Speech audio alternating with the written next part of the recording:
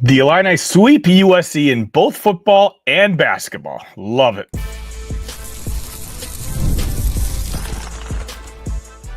You are Locked On Illini, your daily podcast on the Illinois Fighting Illini. Part of the Locked On Podcast Network, your team every day.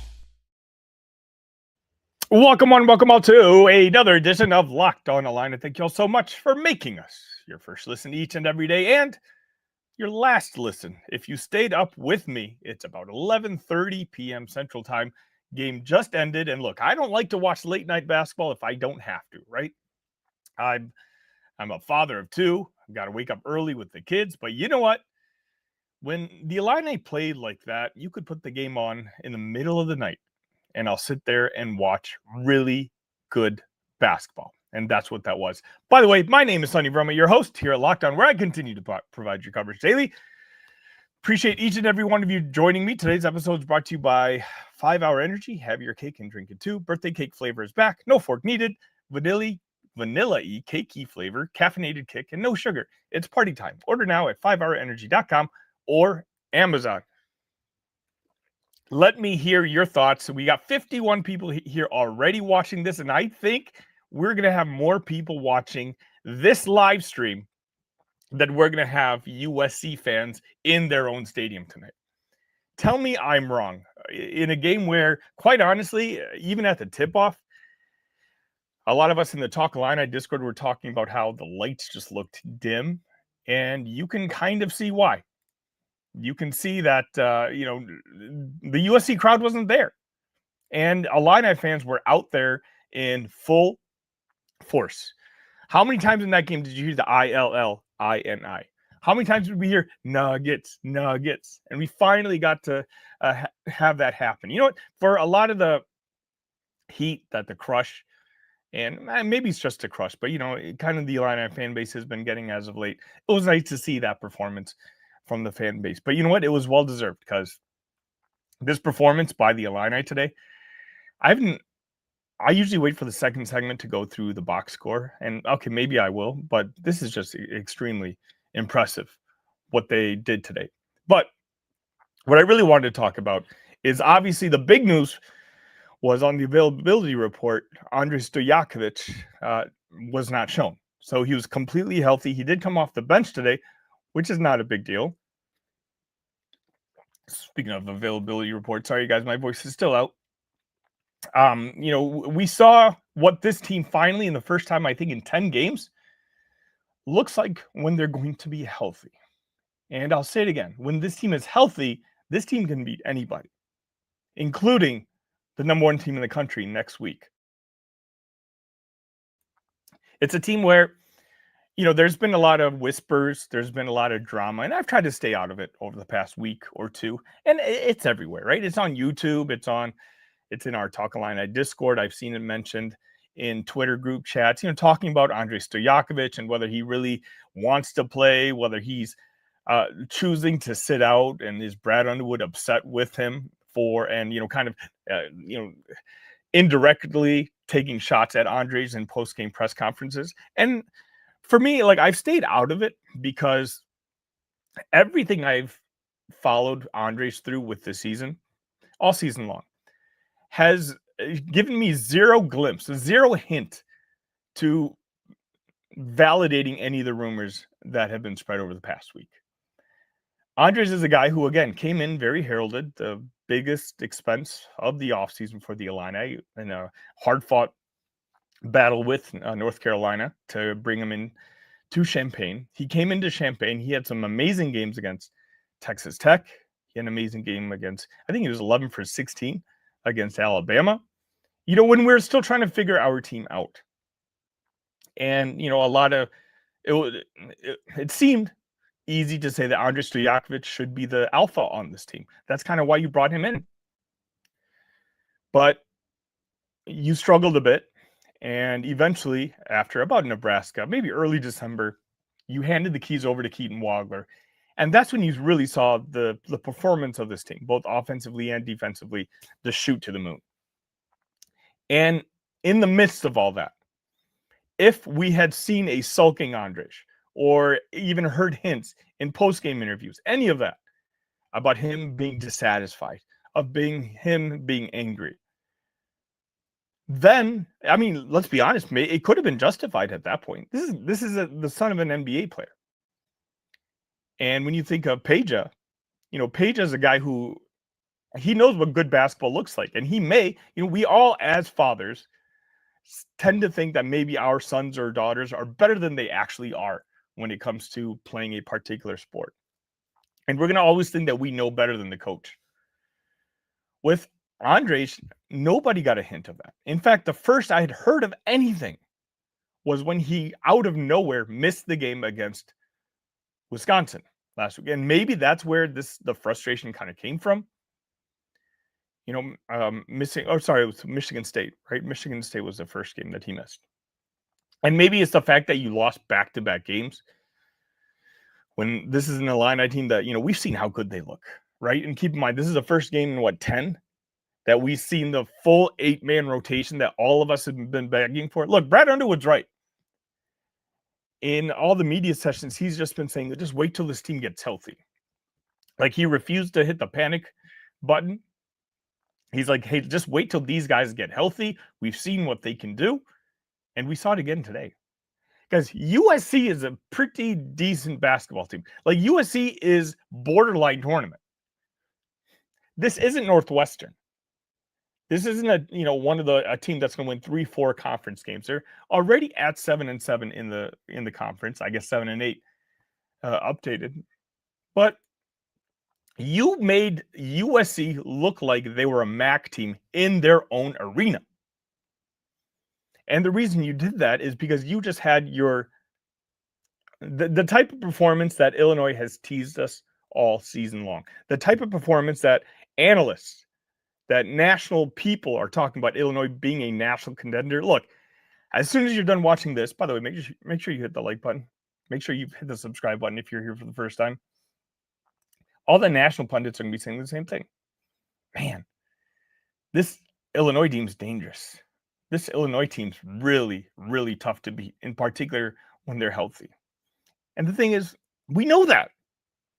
And I think those unexpected losses from Michigan State and then Wisconsin. And again, that loss to Wisconsin was, you played 6 guys. And that game went into what, overtime? I believe it was overtime.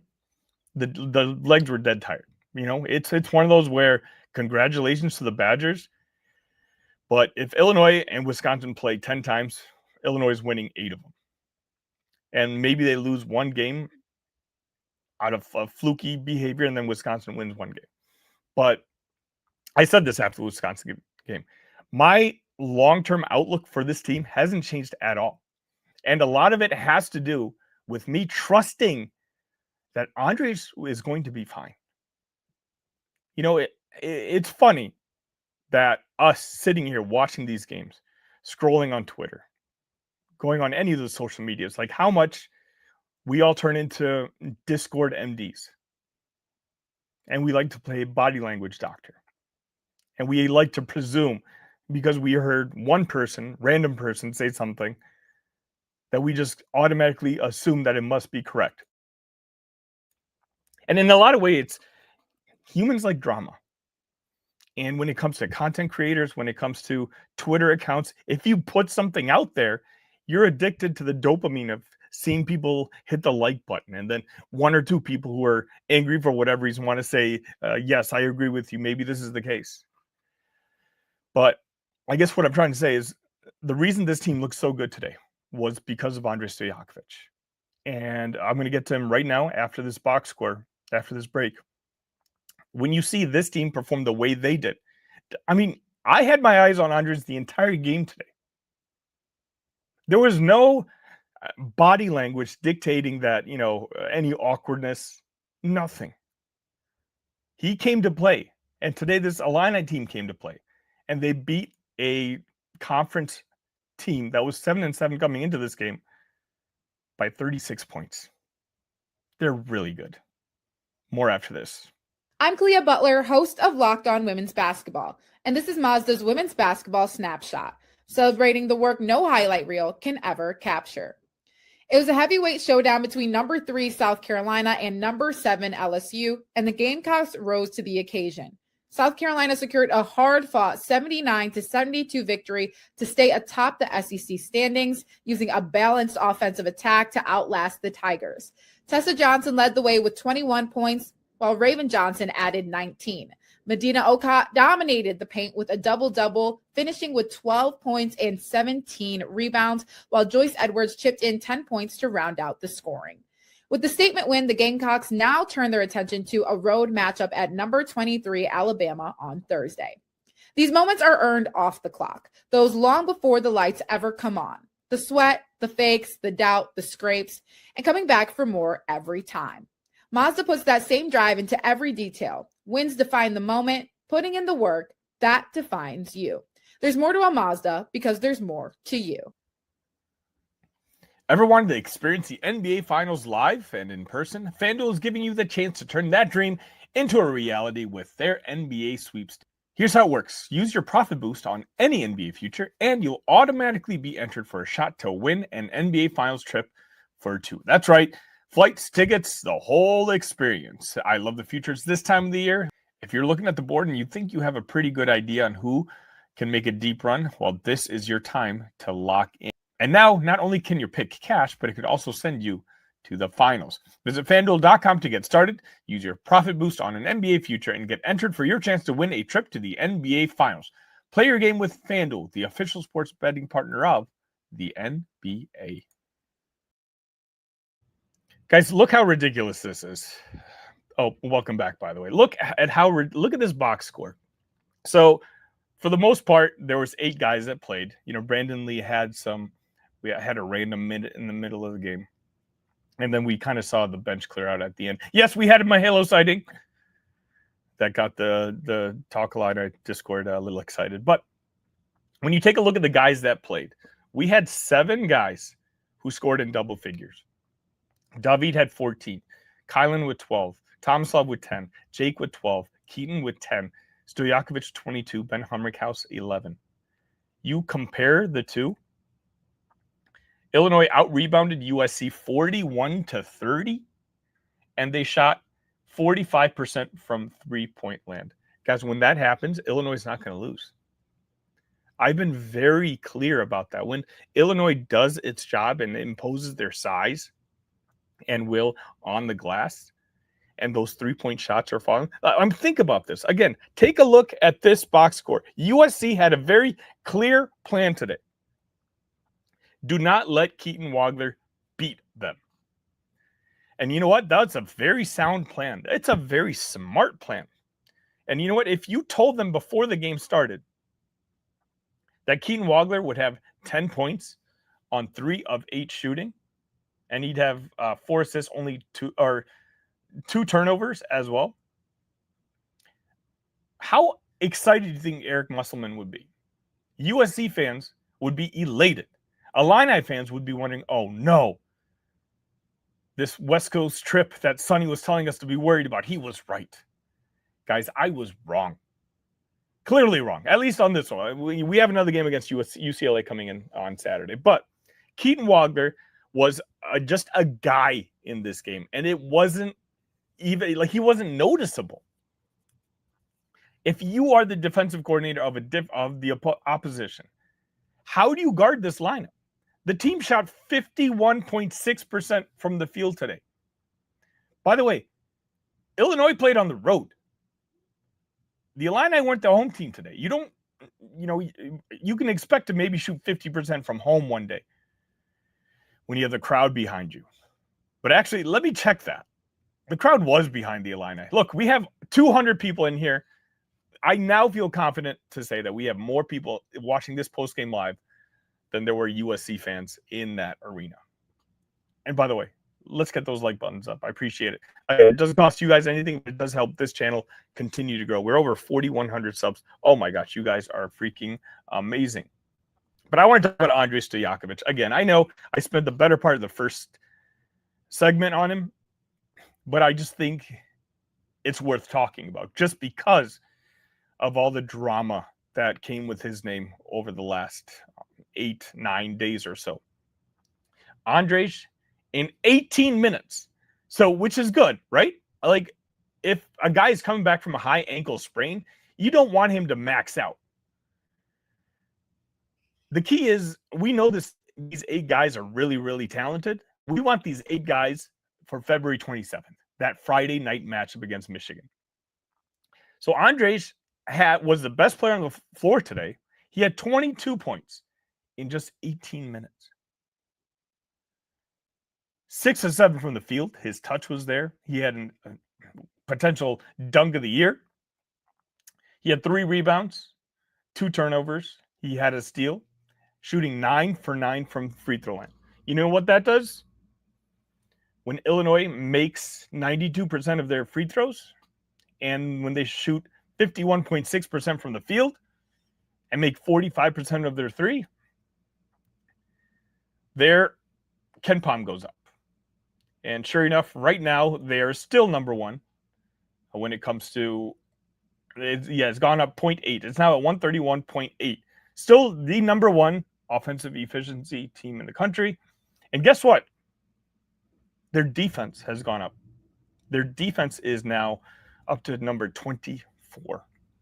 Just an all-around fantastic effort by this basketball team.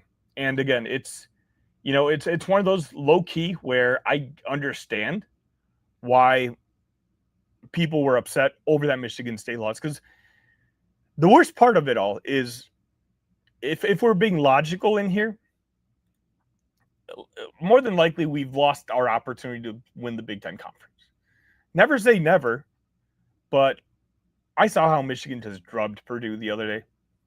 And I come here on Talk Illini Discord, on my other show, Talk Illini, and I've said it on this show, I think Illinois is going to beat Michigan next Friday. But unfortunately, losing to Wisconsin has put us 2 games back on the losses column. And I just don't think there's any other team in the Big Ten Conference that's built to beat the Wolverines, which, again, Illinois is. So I understand where that frustration comes from. But again, looking at this box score, when you out-rebound your opponent this badly, and granted, they're one of their best players, Elijah Arenas, was sick, and a guy who had scored 20 plus points the last 3 games, a guy who I had my eye on in the pregame episode that I had dropped. He only finished with 8 points on 2 of 7 shooting. Can I tell you what I'm secretly worried about? Elijah better not have gotten our guy sick. If this kid has got the flu or whatever it was, every time they panned over to him on the bench, he looked like he was about to gag. He looked like he was about to puke. What's he doing on the basketball court? We've got a Big Ten Conference to contend for. And so how Illini would it be if all of a sudden the UCLA availability report comes out at 4 p.m. Central and we've got like 3 guys listed as questionable, all because they've been puking their brains out over the next couple of days out there in LA. I hope that's not the case, by the way, but I'm just being honest with you. It's really late at night, and I'm just kind of getting out the thoughts that I had crossing my mind when I saw Elijah on that bench, just not looking good. But again, when you talk about looking good, Illinois in that first half, guys, they averaged 1.588. Oh, that's going to sound awful on audio, that cough. I apologize. They averaged 1.588 points per possession in that first half. Again, you're talking about elite territory, not just for this season. I'm talking about historically, those are elite numbers. And Illinois struggled in the second half. Air quotes, struggled in the second half, only getting 1.424. 1.424 is probably going to be the highs of a lot of the best offensive teams in the country. That was the Illini's second best half out of 2 today. Again, when David's passing the way he does, when Tomislav is making jump shots, Jake Davis and Ben Hummerkaus, thanks for joining the party. Jake Davis went 4 for 4 today from 3-point land. Shout out Jake Davis, corner 3. Ben Hummerkaus went 3 for 6 today.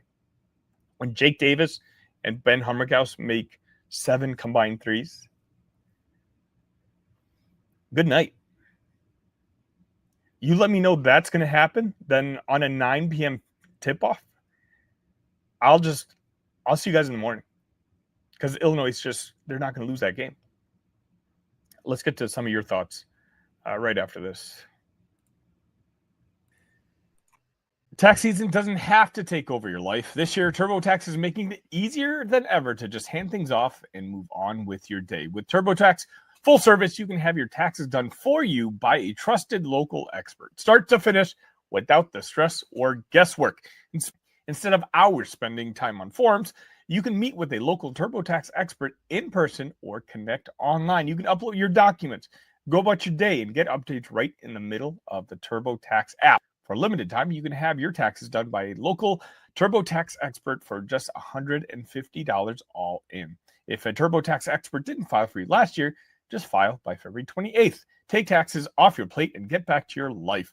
Visit TurboTax.com/local to book your appointment today. Welcome to the 5-Hour Energy Flavor Draft. We're looking at every aspect of the draft to let you know which tasty flavors are the best and which just might be sleepers. The board is set, the flavors are ready, and only one is going to take the top spot. Remember, 5-Hour Energy has a wide variety of flavors, something for everyone. For me, look, I just like the classic berry, big, bold berry flavor, slightly sweet, classic mixed berry flavor with notes of raspberry and blackberry. Smooth sweetness without being overly sugary. But look out for the sleeper, confetti craze. It could be a sleeper in this draft. Find your favorite flavor of 5-Hour Energy shots available online at 5hourenergy.com or Amazon. I love it. I have you guys, some of you guys telling me to go to bed.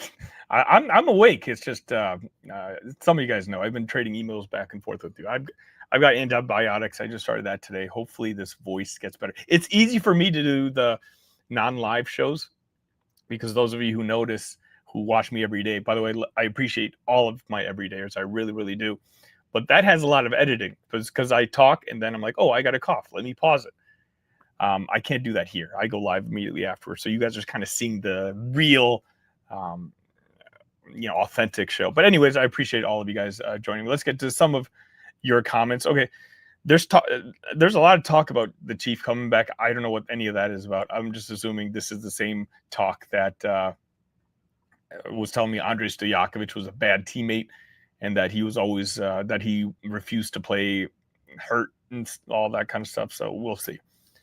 Ken says Lee and Petrovic both in the game. It was a miracle. Yeah. You know what? I mean, that's what you want to see, right?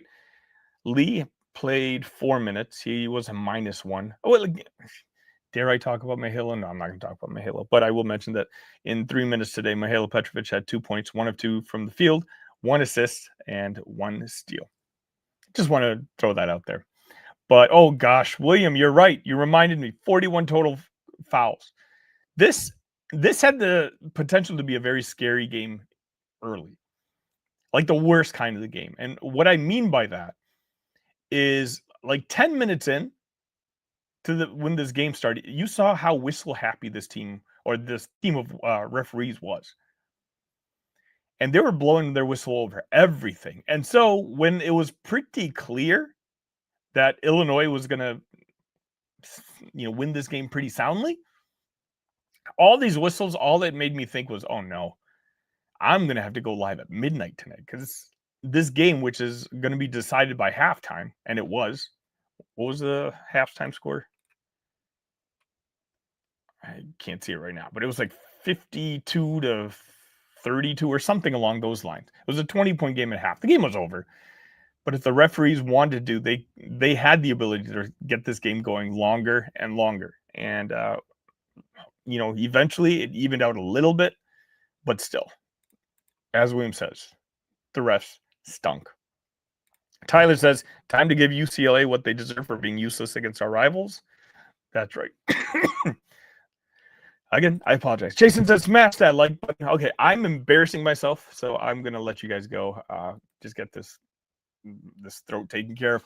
Appreciate each and every one of you joining us. We had over 200 people. You guys are fantastic. I'll have another episode for you guys tomorrow. We'll do player grades, and I've got the UCLA preview that I'm recording in the morning with the Locked On UCLA guys.